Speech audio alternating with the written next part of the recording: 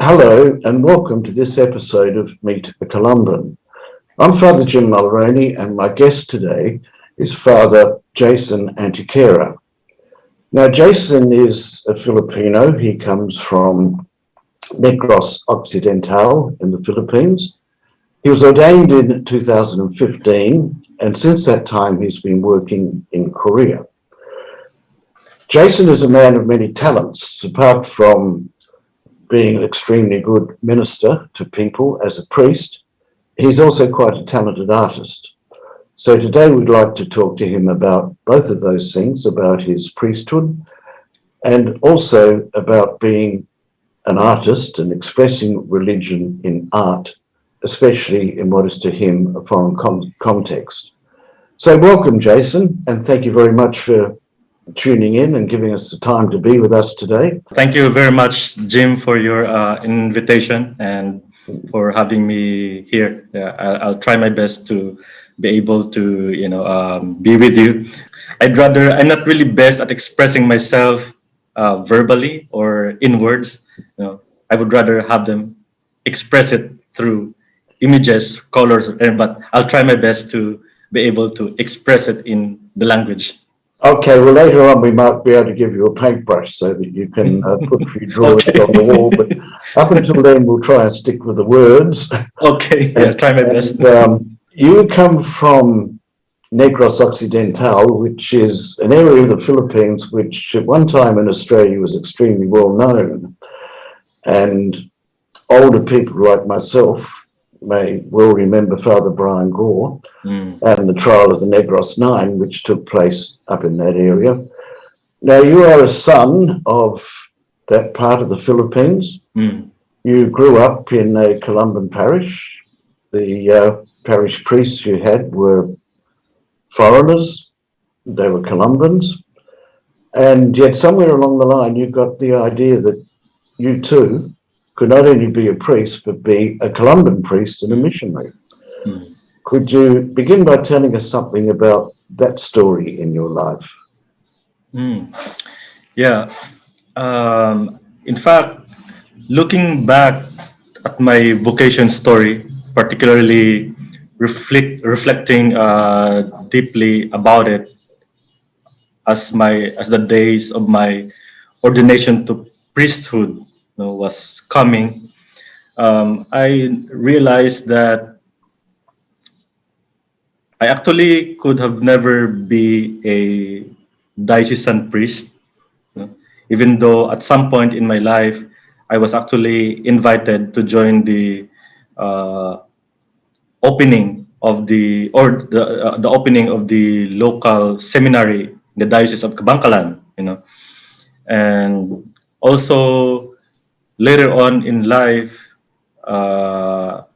somewhere in the middle of my seminary formation, when I decided to have a time off from the Columban formation program and was living life there in the society, working, for like 1.5 years, and then living independently on my own, trying to pay my own bills and then, provide for my basic needs for myself. It was a time of like really deep discernment, and I could have actually applied back to the diocese or applied to other religious communities, but I've never really felt that connection. I've never really felt that calling. The return to Columban formation was very strong to me, So that was actually the second part of my formation life in the formation program, because Columban has really created a deep impact to me, growing up as a person from Binalbagan, Negros Occidental, in a parish that was basically founded by the Columbans, the great Paddy Hurley. Yes. He was the last parish priest there. And then, not only that, I studied in Columban High School. And it's a high school that was set up by the Columbans. And right after that, also went to the college that was also established by the Columbans. My father was a high school teacher in a school in a neighboring town of Binalbagan. And that school was also a parish-based school that was also established by the Columbans. So basically, growing up in that environment kind of influenced me, in my vocation to missionary priesthood. My encounter with the Columban priests were actually not really that close. It was quite like far from a distance, just going to mass, and then seeing them or hearing it from my parents, because the Columban priests, they were kind of like a household name because since they set up schools and then they provided scholarships for people who are not able to have the financial capacity to go to school. So my parents would usually mention the Columbans in our house, like how they have helped people to actually go to schools. But the closest, I think, encounter where I got to understand more about the Columbans is through the magazine, the Mission, that was established by Neil That's the O'Brien. Filipino version of what in Australia we yes, call yeah, the Far East, right? Yes, yes. My father is a teacher, so in a Columban school. So the subscription was continuous. Actually, until now, in our like library in the house, you would still have like part of the bookshelf that were all the magazines, from way back mid 1980s, up until the 90s, and maybe up until the last issue of that Mission magazine. Yes. So in times when internet was not really that famous, I used to be kind of like reading the magazine, and I was really amazed by this understanding of mission, where it's not so much about converting people, like I know guys were sent to Pakistan, they were sent to other like non-Catholic, non-Christian countries, but there was no such a thing as you have to convert. Well, the way I understood Columban mission that time already, after Vatican II, after Vatican II. So I was amazed by that, and the idea of just going into a place that is unknown, strange land, learning the language, learning the culture, exploring something new. I think that concept alone, even though I was living in that like small town of Binalbagan, that concept of going to exploring, exploration, adventure, mission to strange land, learning other people's language, learning their culture, and being with them alone is a mission that actually had left a deep impact on me. So you followed this vocation and you followed it to a foreign land in South Korea, which is not particularly a Catholic country, although the church there is relatively strong for a country in Asia. But at present, apart from the normal ministry that any priest may have, you've taken up a specialized ministry which is particular to a talent that you have, and that you're an artistic person.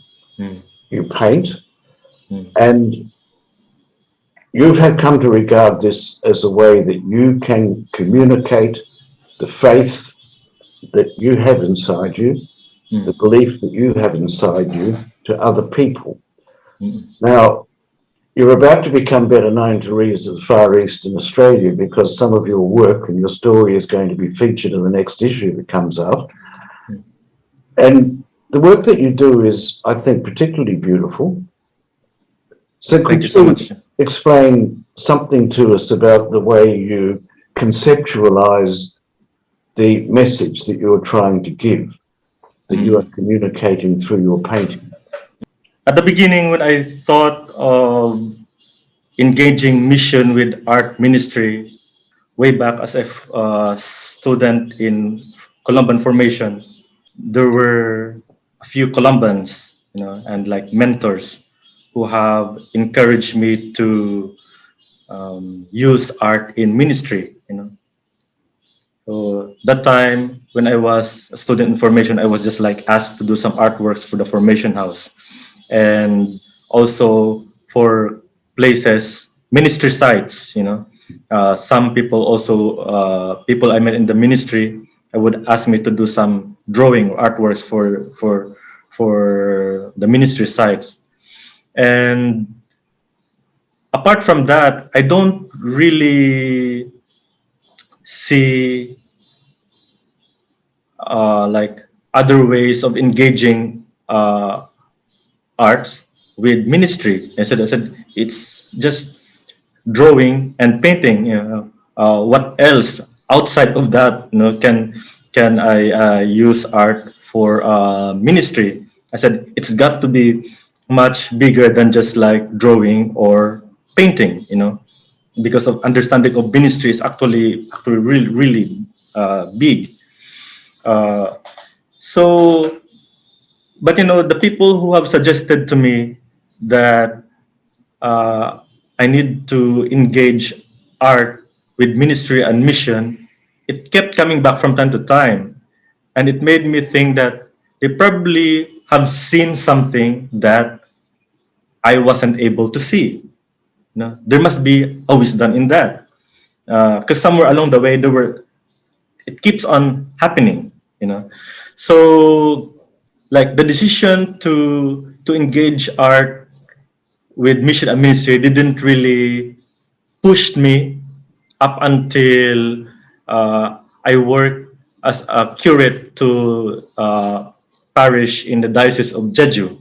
Because when I realized that I think as a foreign missionary who still has this limitation with language, I felt like I'm no longer, not only that I'm no longer kind of like really needed there, but also maybe may not be really too effective because of limitation of language. But also I thought that the local church is stable enough to actually provide for their own people. So I had to push myself further. And so that brought me back to the memory where my mentors, were telling me engage art with with mission and ministry. So I said, okay, maybe even though I still don't fully understand how to engage art with mission and ministry, at least I'll start with a drawing and a painting. That's my point of starting the ministry. Because how I saw that when I was in the parish, I was asked to do some artworks for the community, for the people, and I saw that the impact of art to people, it gives them joy, peace. It keeps them get in touch with themselves. It gives them like a different way of relating to their faith, not just through words but through image. So I proposed shift from parish ministry to art ministry.